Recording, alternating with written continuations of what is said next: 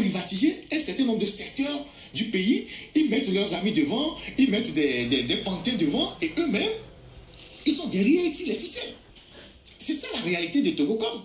Mais bon, la peur que moi j'ai aujourd'hui, c'est que au niveau de Togocom, qui est devenu IAS, sans qu'on ne consulte aucun Togolais, sur ce nom-là, d'où ça vient, qu'est-ce que ça représente dans notre terroir et tout ça, la peur que j'ai aujourd'hui, c'est que demain, on va aller à la justice dire aux 309 agents de Togo Télécom qui sont actuellement en procès avec le groupe Togocom, on va leur dire que l'entreprise n'existe plus et qu'on ne va pas leur payer leurs droits.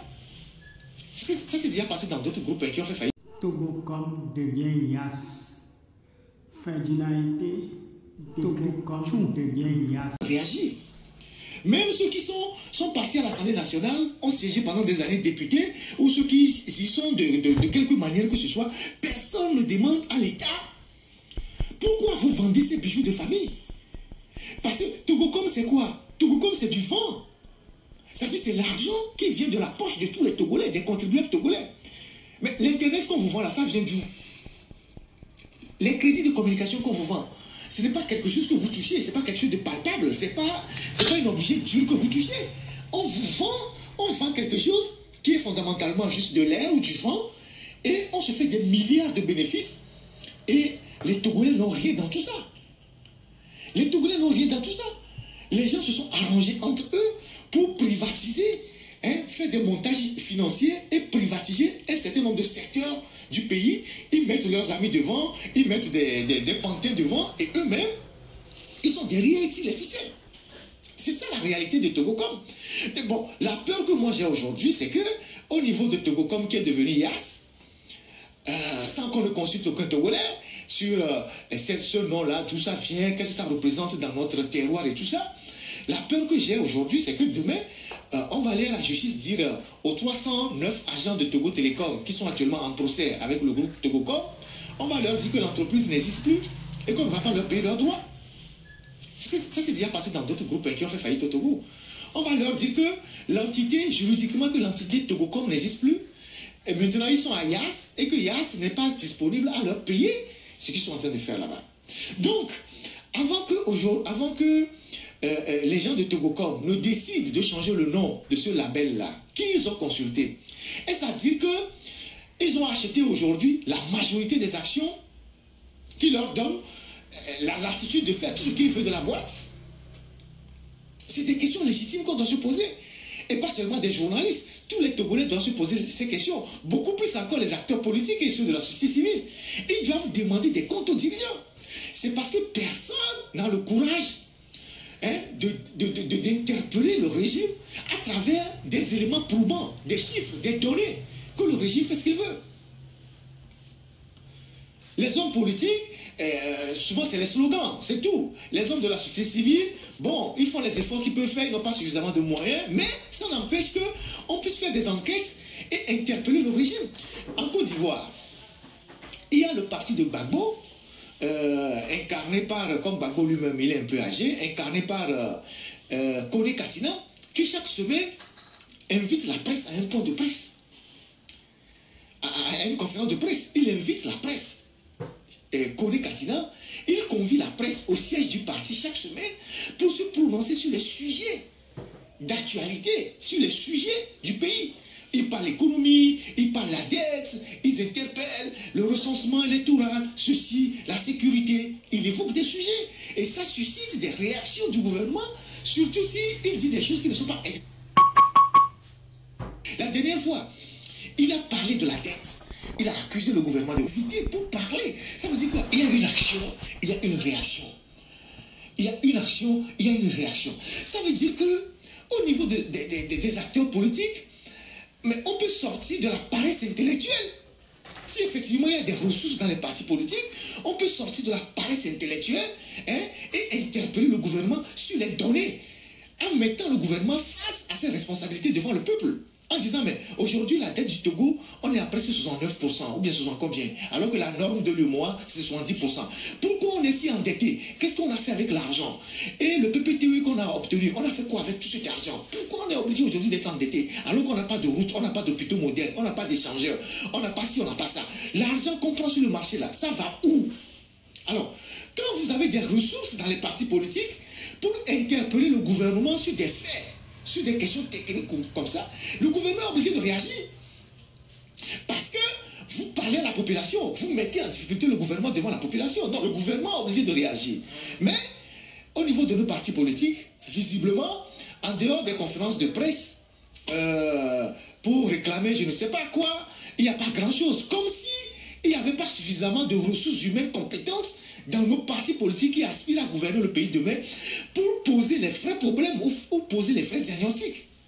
En Côte d'Ivoire, ça se fait. En Côte d'Ivoire, ça se fait.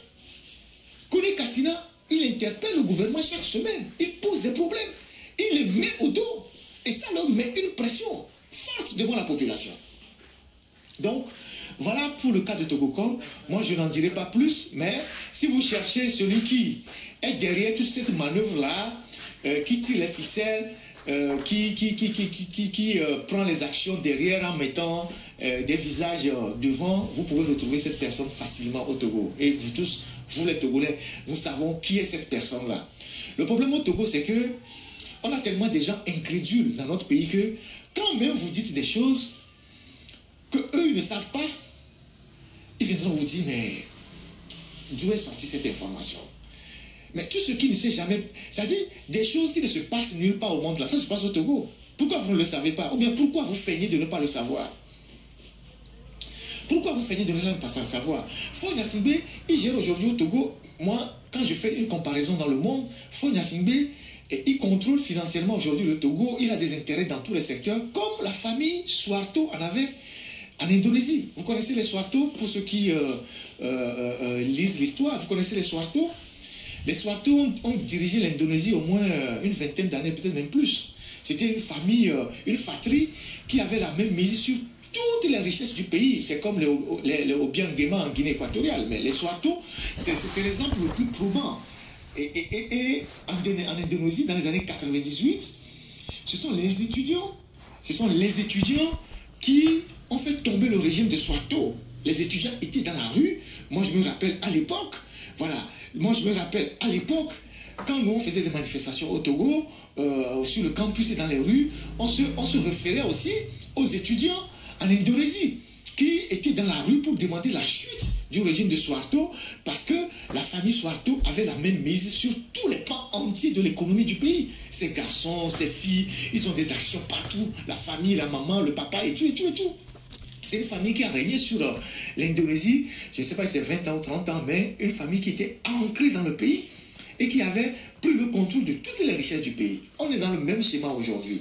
Et donc, ce genre de choses, comme on ne peut pas le faire de façon flagrante, on trouve toujours des gens qui viennent porter les projets, on trouve des montages financiers, on met certains devant, alors que derrière, les vrais propriétaires sont derrière le rideau.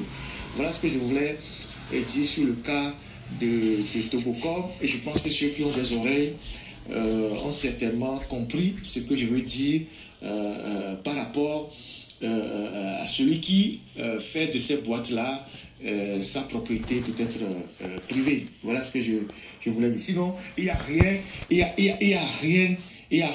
n'y a autre chose que, il n'y a pas autre chose que ça. Vous pensez que c'est pour rien du tout que Sina Lansone est là-bas au ministère depuis 10 ans, elle ne bouge pas? Vous pensez que c'est pour rien qu'elle est là-bas? Elle veille sur des intérêts. Elle aussi, elle a sa part, mais elle veille sur des intérêts. Elle n'est pas la plus intelligente du Togo. Elle n'a pas bougé de poste depuis des années. Et c'est elle qui...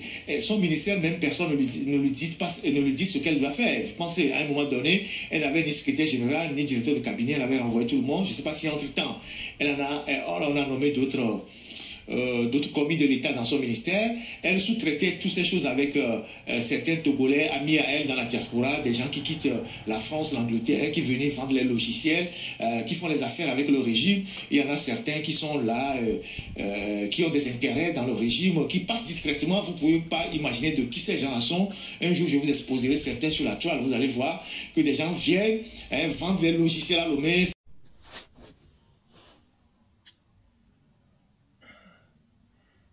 Togo cellulaire était devenu Togocom. Maintenant, Togocom est IAS.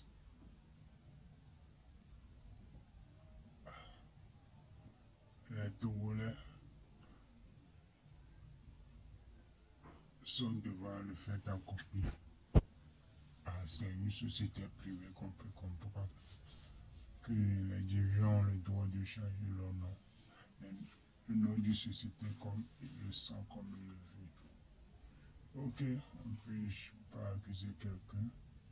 C'est à eux de voir si c'est une bonne décision ou pas. Ils désirent le fond pour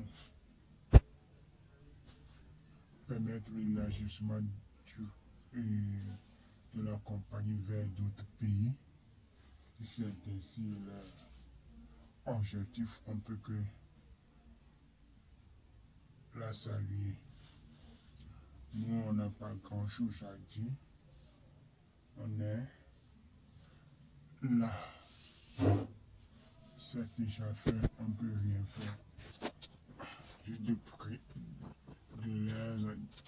leur prier de nous permettre de communiquer à moindre coût. Merci à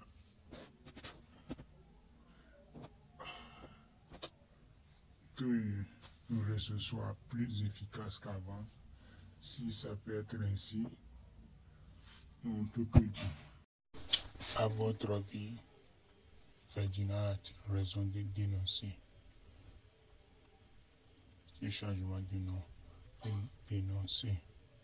Avant du Togo, celle qui devient Togo et maintenant devient Yas, à votre avis.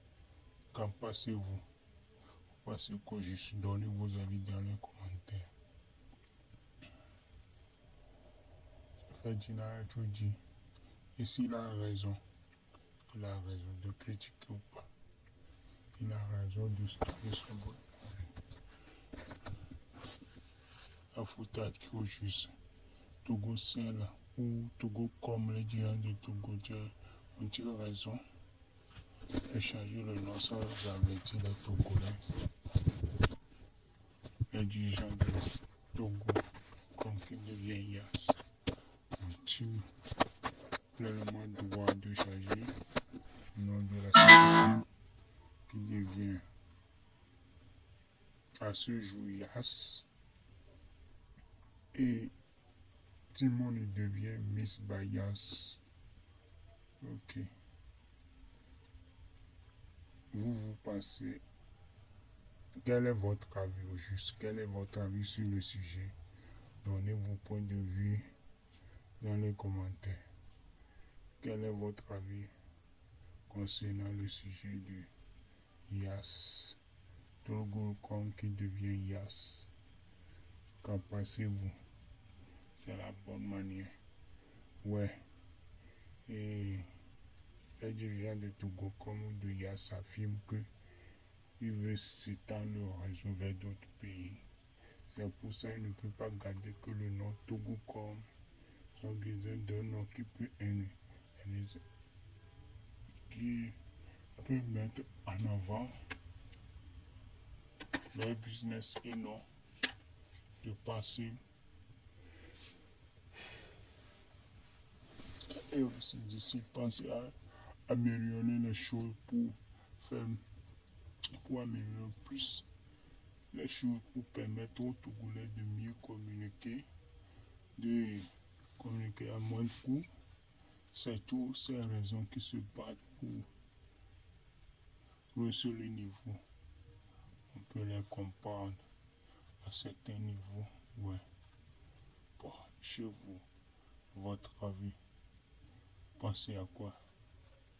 Ils ont plein raison de changer le nom. Peut-être ils ont dit oui. On pourrait dire avant de le faire, on ne sait pas tout. Mais ils ont leur raison de changer. Mais ils ont averti les Togolais d'abord avant de poser quelques... Bah, ok. Merci à vous d'être là jusqu'à ce niveau. Abonnez-vous, beaucoup de soutien. Merci. Merci. Ok. On est déjà dans le Yas. On utilise le Yas. Le Miss by Yas. En tout cas, on est dedans. qu'est-ce qu'on peut dire? On peut que dire courage aux gens, ceux qui nous permettent de conquérir un frère. Ce serait très important, très avantageux de garder le Nord-Togo comme et derrière, on n'assume rien. Si chaque journal de Nord peut apporter quelque chose, ça serait bon. Ouais, avant Togo aussi faire son mieux, on ne dit pas qu'il ne fait rien. Ouais, s'il peut faire plus, le changement de Nord peut me permettre de faire plus, ça serait un plus pour le pays. Ça serait un plus pour les Togolais. C'est tout ce que je pense dire. Ok, à vous, Kravi. Merci, à plus.